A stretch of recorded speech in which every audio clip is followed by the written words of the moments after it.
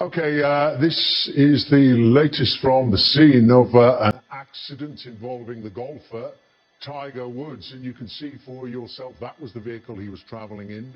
He was cut from it by the Los Angeles County Sheriff's Department and presumably other emergency services. It's been described as a rollover accident involving no it's certainly other a serious vehicles. crash and critical condition.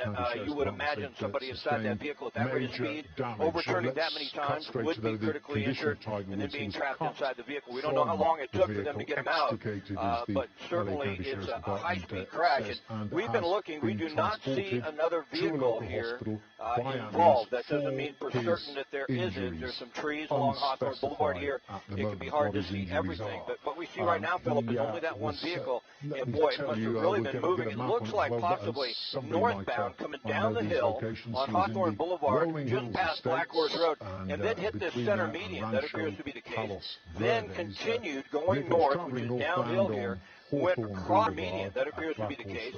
Then continued going north, which is downhill here, went across Hawthorne Boulevard, which would have been the southbound lanes, flipped over several times, and then went through these trees and finally rested there. So, boy, that was a violent collision, and certainly Tiger's lucky almost to be alive from what we're seeing with this crash.